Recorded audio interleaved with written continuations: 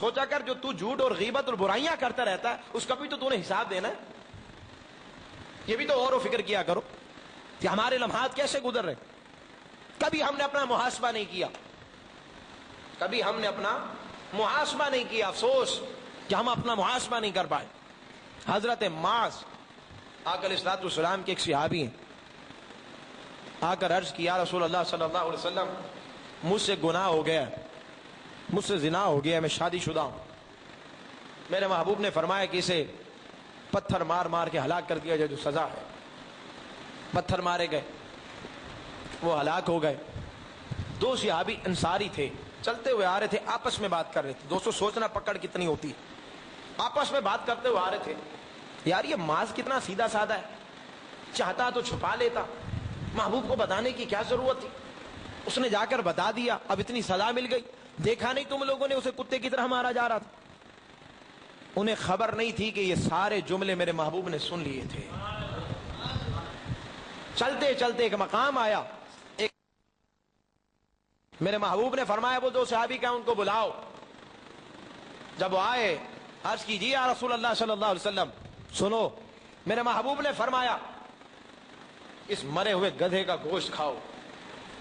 عرض کرتے ہیں یا رسول اللہ صلی اللہ علیہ وسلم آج تک آپ نے ہمیں حلال کا حکم دیا اور آج حرام آپ کی زبان سے کبھی نہیں سنا, لیکن وجہ کیا ہے؟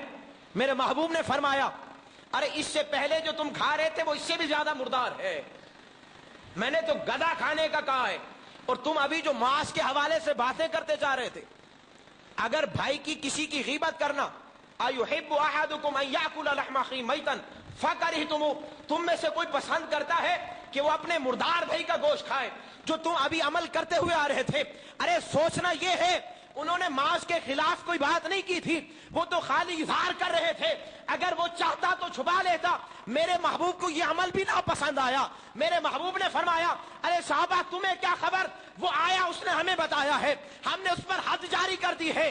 ارے ہمارا حد جاری کرنا, اس نے اس کے سارے گناہوں کو پاک کر دیا ہے, اس کے سارے گناہ صاف ہو گئے ہیں, وہ اجلا ہو گیا ہے, مانا وہ دنیا سے چلا گیا. تمہیں کیا خبر. ارے میں دیکھ رہا ہوں کہ حضرت معاذ جنت کے باغوں میں سے ایک باغ ہے اور نہروں میں سے ایک نہر ہے جو اس میں غوطے لگا رہے ہیں.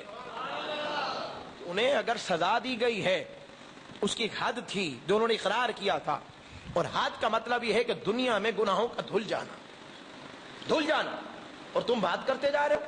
اگر صحابہ کرام اتنی بات کریں تو ان کی پکڑ, حالانکہ اس میں کوئی غیبت والی بات تو نہ تھی, ہمیں نظر نہیں آتا جو آج ہم کرتے, لیکن اور ہمارا معاشرہ. آج کا جو موضوع ہے آداب زبان, آج سے انشاءاللہ آج ایک ہم نئے وظیفے کا آغاز کریں گے. میں کبھی امام کی حیثیت سے نہیں آتا, نہ میں آپ کو مقتدی سمجھتا ہوں. ہمارا ایک ماحول ہے, ہم اس ماحول کو برقرار رکھنا چاہتے ہیں کہ ایک کیفیت رہے, ایک تربیتی نشست چلتی رہے.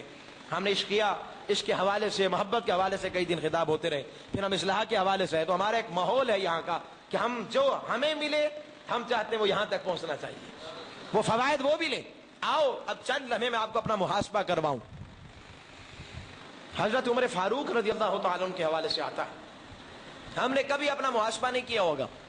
میں چیلنج سے کہہ سکتا ہوں کبھی آپ میں سے کوئی ایسا ہو کہ کسی نے ایک ڈائری بنا رکھی ہو, وہ دن بھر کے اپنی حرکتیں اور اپنے اعمال لکھتا رہتا ہو اور اپنے کریکٹر اور کردار کو لکھتا رہتا ہو. ہفتے کے بعد آتا ہو, ایک دن اٹھا کر دیکھتا ہو, یار میں نے کتنوں کے ساتھ زیادتی کی ہے, یار میں نے کتنوں کو جھوٹ بولے ہیں, میں نے کتنی نمازیں چھوڑی ہیں, میں نے کتنوں کی غیبت کی ہے, میں نے کتنی کی چغلی خوری کی ہے, میں نے کتنے یتیموں کا حق مارا ہے, ارے میں نے کتنے یتیموں کا حق چھینا ہے, میں نے کس کا حق تھا میں نے چھین لیا. اپنی طاقت پہ بلبوتے پر, اپنے مال کے بلبوتے پر, اپنی قوت کے بلبوتے پر میں کیا کرتا رہا. لیکن ہم میں سے کوئی ایسا نہیں, ہم کر کے بھول جاتے ہیں. پر مجھے یہ تو بتاؤ حضرت عمر فاروق رضی اللہ تعالیٰ عنہ کا جو مقام ہے, معاذ اللہ, یہ جملہ کہتے ہوئے بھی بے ادبی سمجھتا ہوں. آپ یہ بتائیں کہ ان سے کوئی گناہ ہو سکتا ہے؟ بولے ذرا اونچی آواز سے جواب دیا کریں. ان سے کوئی خطا ہو سکتی؟ حضرت عمر فاروق, ارے جنہیں محبوب اپنی دعاؤں میں مانگے, ان سے کوئی خطا ہو سکتی؟ آپ نے اپنا ایک رجسٹر بنایا ہوا تھا, جو کچھ کرتے تھے لکھتے رہتے تھے. جب جمعے کا دن آتا حضرت عمر فاروق رضی اللہ تعالیٰ عنہ اپنا رجسٹر کھولتے, چیک کرتے. ہم نہیں کہہ سکتے معاذ اللہ, تصور بھی نہیں کر سکتے, پر ان کا حسن رن ہے. وہ دیکھتے اگر کوئی کام انہیں اللہ کی مرضی کے خلاف نظر آتا اور لگتا کہ یہ اللہ کی مرضی کے خلاف میں نے کیا ہے، دوستو ہم تو گناہ کر کر بھی بھول جاتے ہیں، پر یہ عمر فاروق رضی اللہ تعالیٰ عنہ کا طریقہ تھا کہ اگر وہ ایسا کرتے اور دیکھ لیتے اپنے رجسٹر کے اندر کہ کوئی عمل ایسا ہے جو اللہ کی مرضی کے خلاف ہے، آپ کوڑا منگواتے اور پھر اپنے جسم پر کوڑے مارتے تھے۔ یہ راز تب کھلا جب آپ کا وصال ہوا، اور جنہوں نے آپ کو غسل دیا دیکھا تو آپ کی پیٹھ پر اس وقت بھی کوڑے کے نشان باقی تھے۔ ارے وہ عمر جس کے نام سے شیطان بھاگتا ہے، یہ وہ عمر اگر قرآن کی کوئی آیت سن لے خوف خدا کے اندر ایک مہینے تک بیمار رہتا ہے۔ ارے یہ وہ عمر کہ اگر انہیں صحابہ کرام ملنے آتے ہیں تو یہ عمر کہتے ہیں کاش کہ میری ماں نے مجھے جنم نہ دیا ہوتا، میں اپنے اعمال کا حساب رب کے حضور کیسے دوں گا، میں تو خوف میں رہتا ہوں۔ ارے یہ وہ عمر ہے کہ عید کا دن ہے، عید کا دن ہے، لوگ عید پڑھنے کے بعد خوشیاں منا رہے ہیں۔ حضرت عمر فاروق رضی اللہ تعالیٰ اپنے گھر پر پہنچے، دروازہ بند کر دیا، زاروں کتار رونے لگے، چیخوں پکار کی آواز آنے لگی، صحابہ کرام ملنے کے لیے آئے، صحابہ کرام ملاقات کرنا چاہتے تھے، عید کی مبارکباد دینا چاہتے تھے، رونے کی آواز سنی، دروازے پر دستک دی، حضرت عمر فاروق باہر آتے ہیں، عرض کرتے ہیں آئے عمر فاروق آج عید کا دن ہے، آج خوشی کا دن ہے، سارا عالم خوشیاں منا رہا ہے، آپ رو رہے ہیں، آپ کی آنکھوں میں آنسو ہیں، بات سمجھ میں نہیں آتی۔ عمر فاروق روتے ہوئے جواب دیتے ہیں آج خوشیاں تو وہ منائیں جن کی نمازیں اور روزے رب کے حضور قبول ہوئے ہوں گے، آج خوشیاں تو وہ منائیں جن کی نمازیں قبول ہوں گی۔ ارے میں تو اس لیے رو رہا ہوں پتہ نہیں میری نمازیں اور روزے بھی رب کے حضور قبول ہوئے ہیں یا واپس آ گئے ہیں۔ ارے اگر عمر کو اتنی فکر ہے تو تم لوگوں کو کس عبادت پہ ناز ہے، کس عبادت پہ ناز؟ ہمارا ہر لمحہ گناہ میں گزرتا ہے اگر آپ سوچو تو۔ آؤ آج زبان کے ادب کے حوالے سے ہم نے بات کی ہے، آج سے اپنی زبان کو تالا لگا دو نہ، ہماری زبان آج عہد کرو، آج سے پہلے ہم سب کچھ کرتے تھے پر آج یہ عہد کر لیں ہم کہ آج کے بعد ہماری زبان کھلے گی تو محبوب کے درود و سلام میں کھلے گی۔ یہ آج عہد کریں میرے ساتھ، اور آؤ یہ پیغام دیتا چلوں۔ میں نے اتوار کو 11ویں شریف کے خطاب میں کہا تھا کہ میں انشاءاللہ آپ کو کارڈ لا کر دوں گا جن پہ درود و سلام رقم ہے۔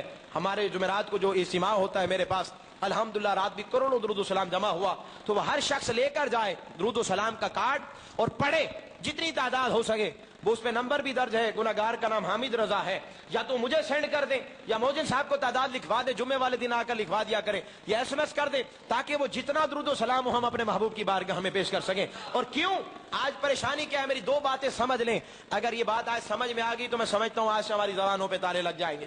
ہم پریشان کیوں ہیں؟ پریشانی کی وجہ کیا؟ کبھی سوچا آپ نے؟ مانا آپ کے پاس دولت ہے، مانا آپ کے پاس شہرت ہے، مانا آپ کے پاس عزت ہے، مانا آپ کے پاس وقار ہے، بہت سارے نوکر چاکر ہے، سب کچھ ہمارے پاس ہے، لیکن پھر بھی ہم چین کی نیند نہیں سو پاتے۔ کبھی سوچا آپ نے کیوں؟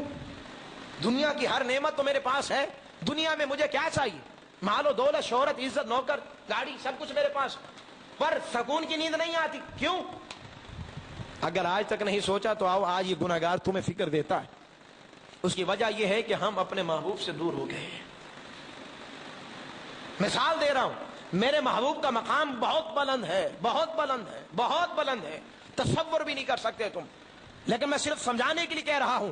آپ نے کبھی مشین دیکھی ہوگی نا جو آٹا پیسنے والی ہوتی ہے، وہ جو ایک تو گاؤں میں ہوتی ہے، وہ پتھر سا بنا ہوتا ہے اور اس کو چلایا جاتا تھا ہاتھوں سے، اب تو مشینیں آ گئی ہیں، لیکن اسی مشینوں میں کلی ہوتی ہے، جانتے ہیں آپ؟ ذرا مجھے جواب دے دینا۔ کلی ہوتی ہے جہاں دانے ڈالے جاتے ہیں اور پھر وہ پتھر جو ہے اس کو حرکت دی جاتی ہے، جو دانے کلی سے تھوڑا سا دور جاتے ہیں وہ پس جاتے ہیں۔ شاید میری بات کو کچھ سمجھ گیا ہو۔ جو دانے کلی سے تھوڑا سا دور جاتے ہیں وہ پس جاتے ہیں، اور جو کلی کے ساتھ رہتے ہیں وہ کبھی پستے؟ اونچی آواز سے جواب دے، سب کا جواب آنا چاہیے۔ اب بات کو سمجھے، ہم دور ہیں، ہم دور ہیں تبھی پریشان ہیں۔ ارے یہ تو میں نے مثال سمجھانے کے لیے دی ہے، اگر دانے کلی کے قریب رہتے ہیں انہیں کوئی تکلیف نہیں ہوتی، اگر تھوڑے سے دور جاتے ہیں وہ پس جاتے ہیں، وہ آٹے کی صورت اختیار کر لیتے ہیں۔ ارے جو بھی مومن میرے محبوب کے قدموں کے قریب رہتے ہیں دنیا کی کوئی تکلیف انہیں نہیں چھو سکتی۔ ارے جو قدموں سے دور جاتے ہیں دنیا کی ہر مصیبت ان پر آتی ہے۔ اگر محبوب کے قریب ہونا چاہتے ہو، اس سے بڑا وظیفہ کوئی نہیں ہے جو میں نے تمام تر اولیاء کو پڑھ کر دیکھا، जितना मेरा कमतर मुताला है, देखा और सुना है, उलमा की मैंने चप्पलें उठाई और सीखा उनसे, हमें ये दर्स मिला है तो वही दुरूद सलाम है जिससे महबूब की रजा हो सकती है। अरे सुनो, जिसने दुरूद सलाम को ले लिया समझो उसने सब कुछ ले लिया, जिसने दुरूद सलाम को ले लिया समझो सब कुछ ले लिया। अरे इस पर भी मिसाल दे देता हूं। एक मर्तबा सुल्तान महमूद गजनवी रहमतुल्लाह अलैह ने आपने ऐलान किया था कि आज माल और दौलत की नुमाइश होगी, आज हर खजाना तुम्हारे सामने होगा। तमाम गुलामों को जमा कर दिया, ऐलान कर दिया जो जो कुछ लेना चाहता है वो ले ले, आज इजाजत है।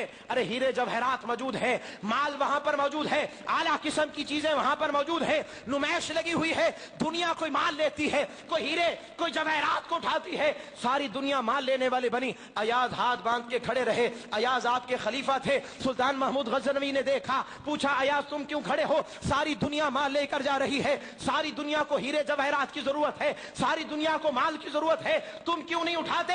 अरे अयाज जवाब देते हैं, सुल्तान महमूद गजनवी आपका कौल था जो जिस पे हाथ रख देगा वो उसी की हो जाएगी। मैं सुल्तान महमूद गजनवी पे हाथ रखता हूं, मुझे आप चाहिए।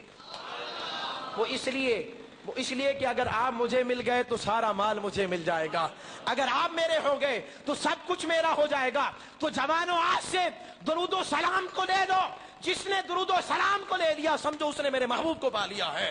अरे जिसने मेरे महबूब को ले लिया समझो सारे जहान की रहमतें उसकी गोद में आ जाती है। तुम आशिक वजीफा बनाओ। ये आज का दर्स है। हमारी मुलाकात रहे ना रहे, जिंदगी वफा करे ना करे, कब तक नसीब में है हमारी मुलाकात का रहना। मैं एलानिया कह रहा हूं, लेकिन जब तक तुम्हारे दम में दम रहे इस गुनाहगार की बात को याद रखना, कभी दुरूद सलाम से वास्ता नहीं छोड़ना। जब तक दुरूद सलाम पढ़ते रहोगे अरे सारी मुसीबतें दूर होंगी। एक मर्तबा कोई पढ़े तो 10 रहमतें नाजिल होती हैं। अरे मेरे महबूब फरमाते हैं जो मेरे करीब होना चाहता है उसे कहो कि दरूद की कसरत शुरू कर दे, वो मेरे करीब होता चला जाएगा।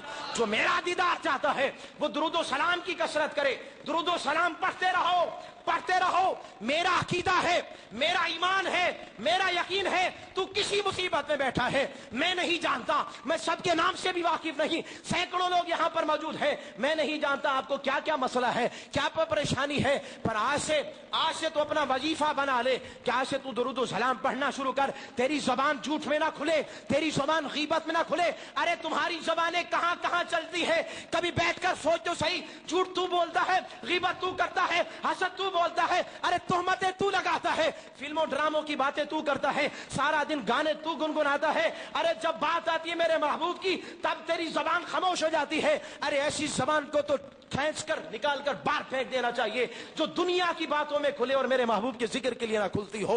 अरे ये जबान हमें मिली इसलिए है, इस जबान का शुक्र करने का भी तरीका यही है कि हर वक्त मेरे महबूब पे दुरूद सलाम पढ़ते रहो। मेरा यकीन है हर हर हर लम्हा जब तुम्हारा दुरूद सलाम जाएगा, यहां से दुरूद सलाम पढ़ा जाएगा, अरे मरकर तुम कब्र में पहुंचोगे, सवाल ये होगा कि तू इस हस्ती के बारे में क्या कहता था, क्या कहता था।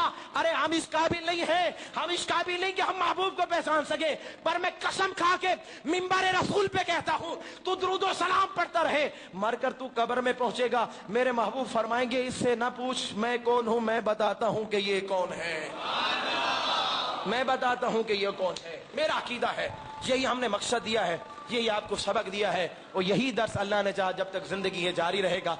वक्त पर कोशिश किया करें जितना जल्दी है, क्योंकि वक्त मुख्तसर होता है, कुछ और मुख्तसर हो गया है कि हम पैगाम पहुंचा सकते थे पर अल्लाह ताला